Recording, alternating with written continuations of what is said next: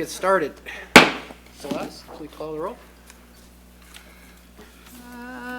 Metaskill, Here. Evans, Holloman. Here. Mead, Here. Rittenhouse. Here. Slivka, Here. Stocking. Here. You have a quorum? Thank you.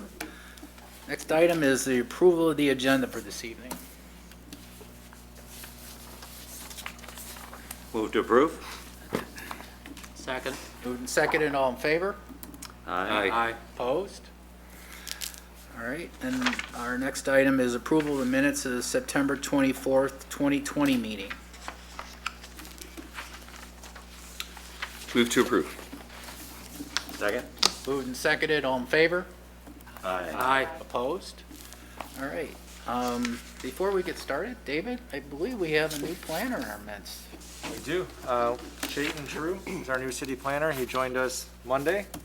So this is his first outing. Fantastic, So welcome. we are very excited to have him on board. We went through, well, he actually went through 2 rounds of interviews because we started this back in March and then put a hold on everything and then started up again in October. And he stood out from the crowd both times. So we're really excited to have him on. Welcome aboard. Welcome. Yeah, looking forward to working with you. All right, so our next item on the agenda is we have a single public hearing. It's a preliminary and final plat subdivision. The request to create a 2-lot, single-family subdivision from a 1.05 acre property in the R1 low-density, single-family residential district. This is a continuation from the September 24th, 2020 Planning and Zoning Commission meeting. It's generally located northeast of the terminus of South 8th Street and the Union Pacific Railroad, and the applicant is Eric and Valerie Traxler.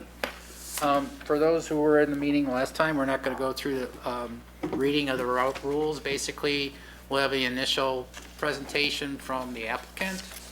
We will ask questions, we'll open it up for the public, and then time for rebuttal. So pretty much the same process we followed last time, at least for the initial hearing. David, do you have a few items you want to add in your record? Yeah, just there's one new item to add into the record. In addition to the revised plans that were included in the packet that was posted, we have a revised staff report that is available at each of your desks this evening, and there's also additional copies on the table at the entrance to the room. The revisions are highlighted, deletions are struck through, and additions are in red font. Just addressing staff's review of the documents that were revised and submitted earlier this week. Okay. And with that, we'll hear from the applicant. Hi, good evening, Chairman Stocking, and once again, DM Vennard.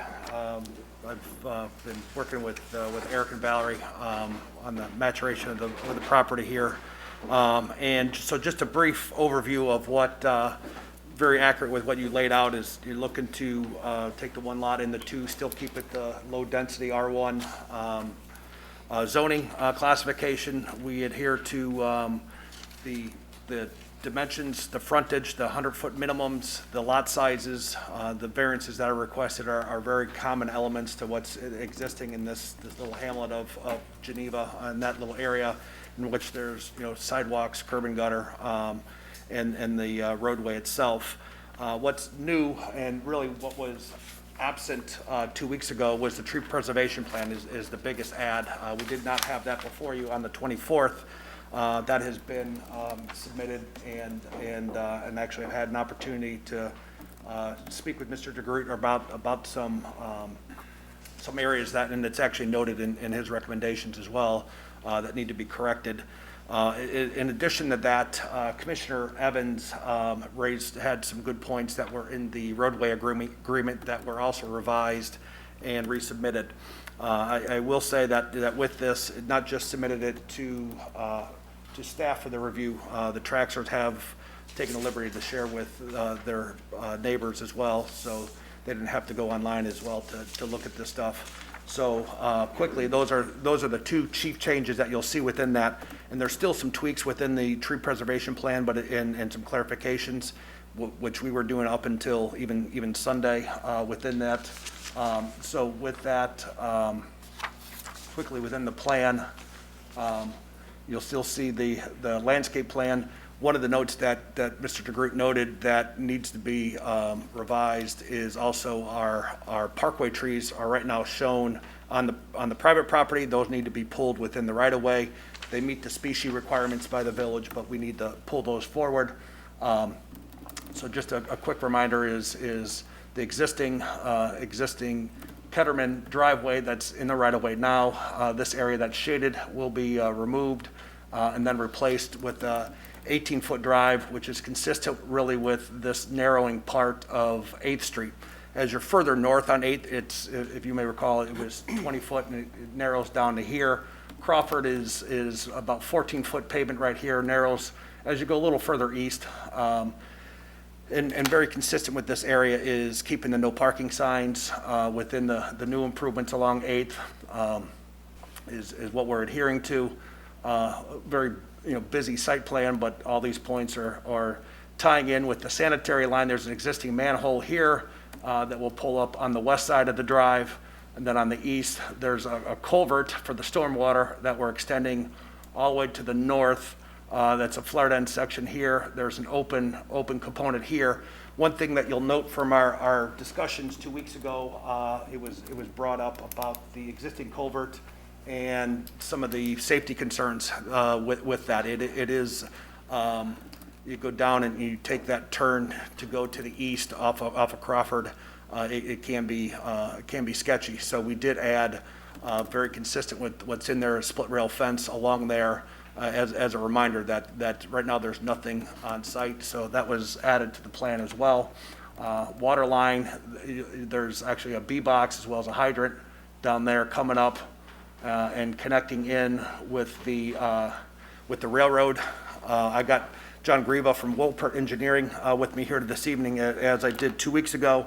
He has, thankfully, heard back from the railroad. So that's good news that there's dialogue there, and the application process has been laid out before us and what's required with that. So as I'm sure city staff can attest to, getting a response from them is difficult in good times, and then a little more challenging times. It is quite the same.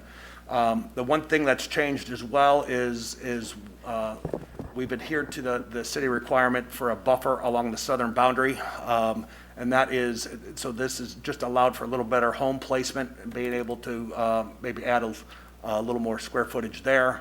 And then within that, that is landscape plan.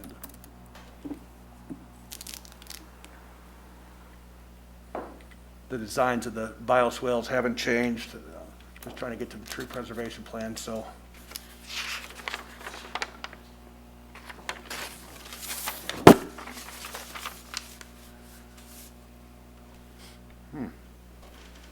Oh. Something on my screen here, David, that is, cannot find and create us. Not advancing. Could be a separate document. Should all be part of the packet. Yeah, it should be in there. I just think there's a. I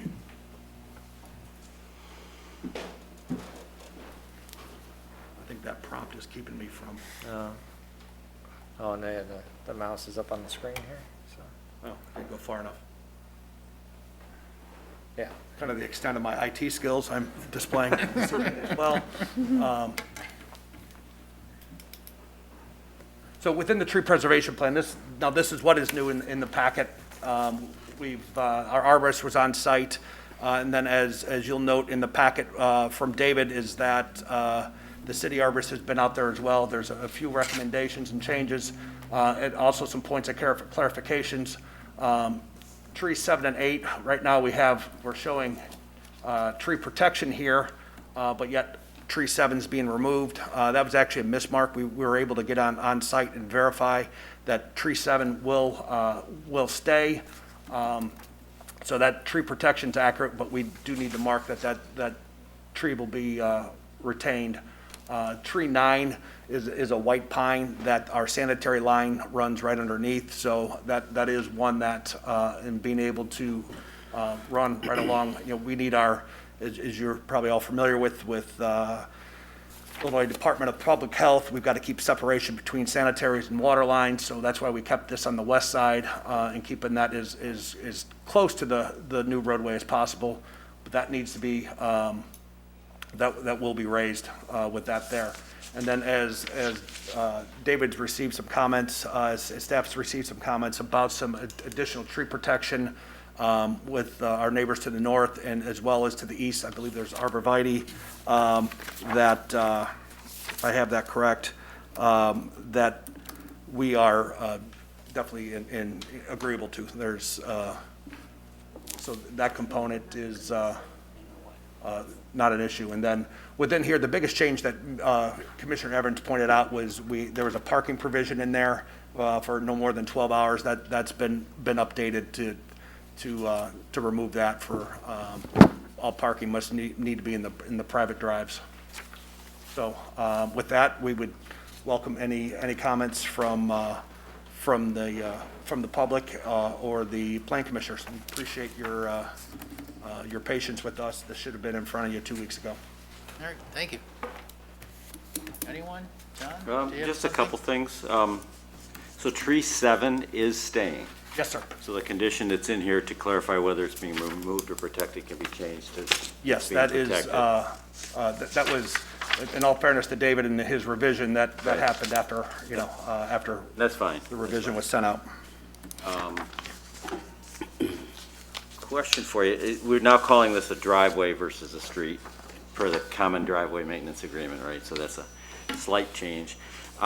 I just want to clarify, there's a defined term in the common driveway maintenance and repair agreement. It's called the common driveway, and usually when something's capitalized, it's defined somewhere. It's not in this document, so Okay. I'm assuming that it might be on Exhibit A because it refers to Exhibit A.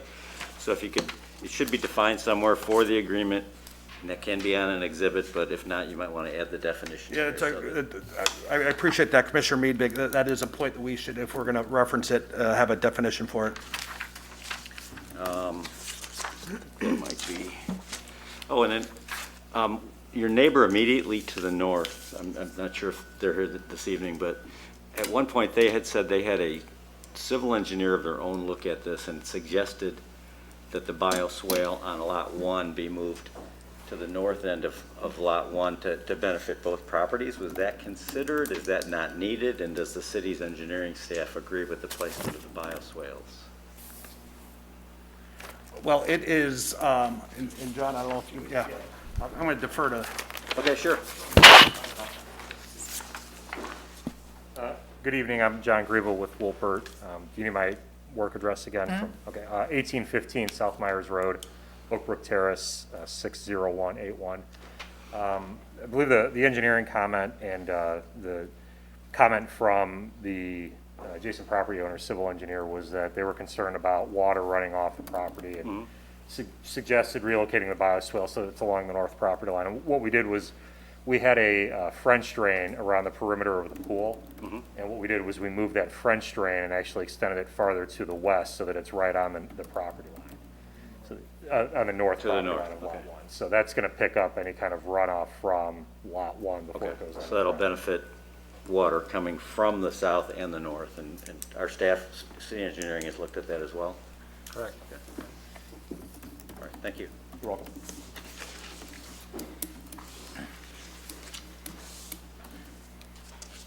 Anything else, John? And I'm good, thank you. John, do you have anything? Good. Adam, do you have anything? Yep. Michael? Yeah, what were the safety measures added to the culvert? a split rail fence. There's an existing split rail that was out there. One of the neighbors noted 2 weeks ago that there had been one there at one point prior to, I believe, to the construction of the home that's contiguous to the west of us, and was removed during construction, and to kind of keep that same barrier put in is a split rail fence. So that will resemble what had been there previously then? And matching existing conditions, there's current some split rail out there as well. Okay, thank you. Yeah. Rebecca, do you have anything? Okay. All right, thank you. Thank you. Anyone here from the public wishing to speak on this matter?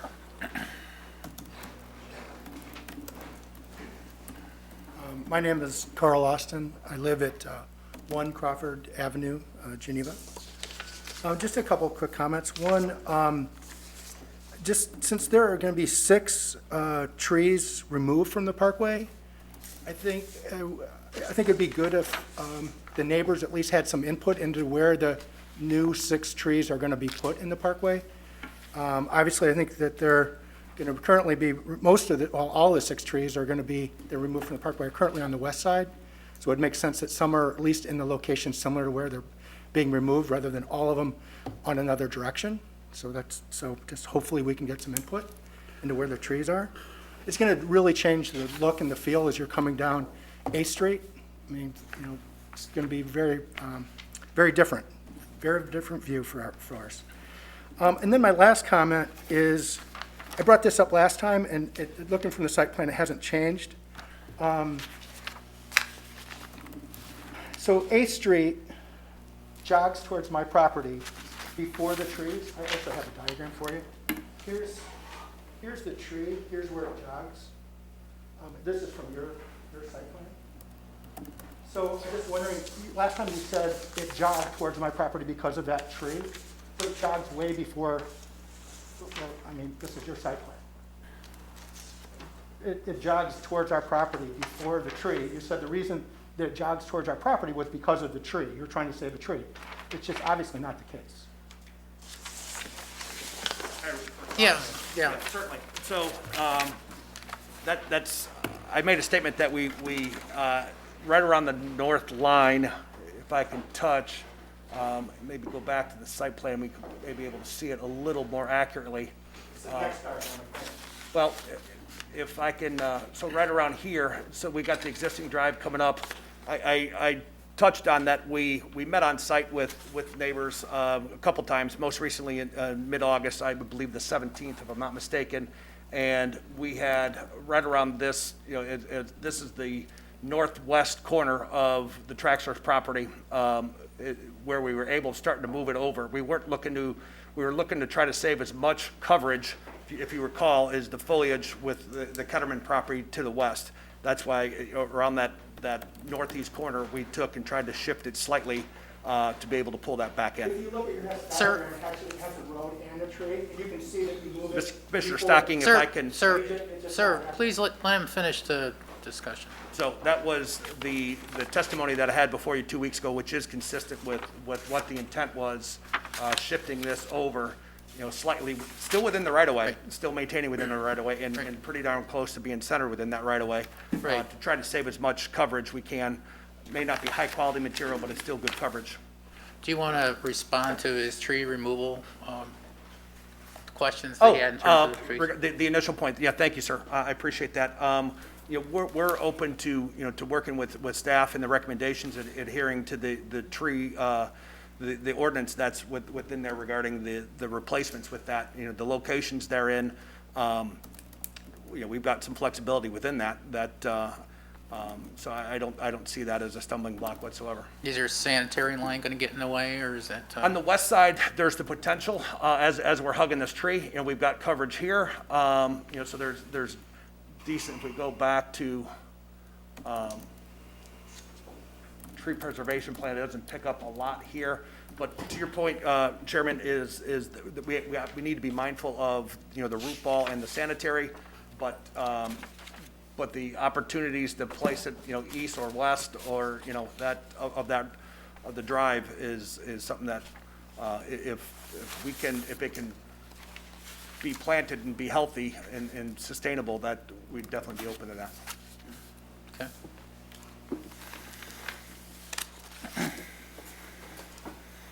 All right, any other questions? Comments? Okay.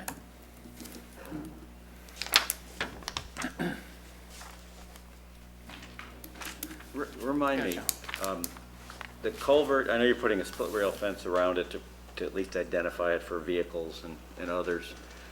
Is the hole itself in the pipe, is that going to have some sort of grate over it just to prevent access to it by children or people? I can't remember if it's an open culvert or not. The existing one does not. I don't believe we've got that detailed within that existing condition within there. That is something that is not currently. Okay, and that's an existing condition? Yes, sir. Okay.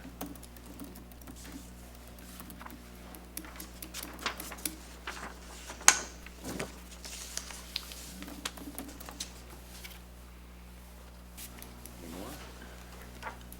Move to close the public hearing. Second. Moved and seconded, to close the hearing. Celeste? Metaskill, Aye. Holloman. Mead, Aye. Rittenhouse. Aye. Slivka, Aye. Stocking. Aye. That passes. Mr. Chairman, I've looked over the conditions that the city staff has put forth and feel that they encompass all of what we've discussed at last meeting, at the first part of this public hearing last session and also this session. So I would be prepared to vote on this evening unless there's additional discussion. Any other discussion, commission? Okay. Mr. Chairman, I'd like to make a recommendation for approval for a preliminary final plat of subdivision approval for a 2-lot, single-family subdivision from a 1.05 acre property in the R1 low-density, single-family residential district, subject to the findings of fact contained in the staff report, and more particularly, subject to the following conditions of approval. Number 1, the tree preservation plan shall be revised to address the following.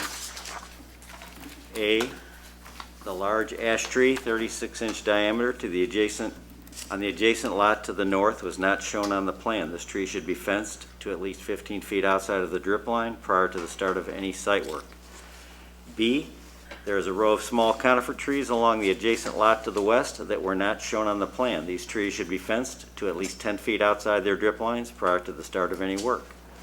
C, more details are required as to the proposed tree preservation measurements for all trees, i.e. number 7 through number 20, in proximity to the proposed sanitary sewer service line. D, tree number 9, a 7-inch white pine, was shown to be retained. This tree should also have protective fence installed along with trees 10 through 12 nearby. E, tree 7 is shown to be removed, but it is also shown as protected by a fence. Clarify that this tree is being protected. Number 2, the landscape plan shall be revised to locate the 6 parkway trees identified in the public right-of-way. 3, final engineering shall be approved prior to building permit issuance by the city. 4, the common driveway maintenance and repair agreement shall be signed by the owners of the west, north, and south properties as defined therein and recorded with the Kane County Recorder's Office prior to building permit issuance by the city. 5, a backup special service area shall be established to ensure city has the ability to maintain the bioswales and storm sewer systems in the event that they are not properly maintained by the homeowners association. 6, the applicant shall make a cash contribution to the Geneva School District at the time of the building permit issuance commensurate with the land/cash fee ordinance in effect at the time of permit issuance. And 7, the applicant shall make a cash contribution to the Geneva Park District at the time of building permit issuance commensurate with the land cash fee ordinance in effect at the time of permit issuance. Mr. Chairman? Yes. I guess before we entertain a second, a motion to approve the subdivision should also note the variations and exceptions beginning on page 3 of the staff report. These variations and exceptions are to the subdivision regulations outlined in Title 12 of the municipal code. Okay, do I need to read all that or just refer to it? I think you can reference it from the Reference it. report. In addition, this approval is subject to and inclusive of the variations and exceptions as outlined in the staff report, starting on page 3 of the staff report.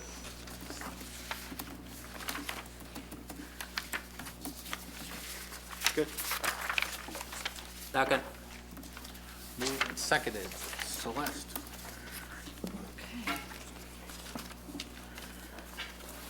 Metaskill, Aye.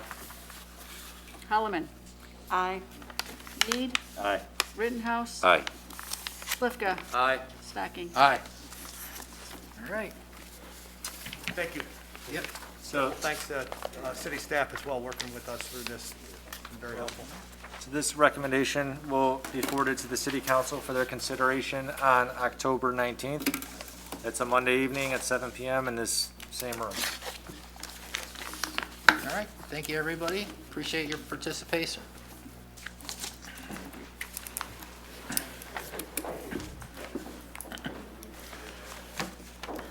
All right, Just a quick update on some other items for the commission. We will be meeting again in 2 weeks. At that meeting, we will have the Penrose Special Use Amendment. This is to allow their outdoor dining area to become a permanent feature for the brewery. We will have a variation for 502 South 4th Street, or I should say 2 variations for 502 South 4th Street. The variation that the commission recommended denial of for 427 Fulton a few weeks ago, that recommendation was upheld by the city council this week, so it was denied.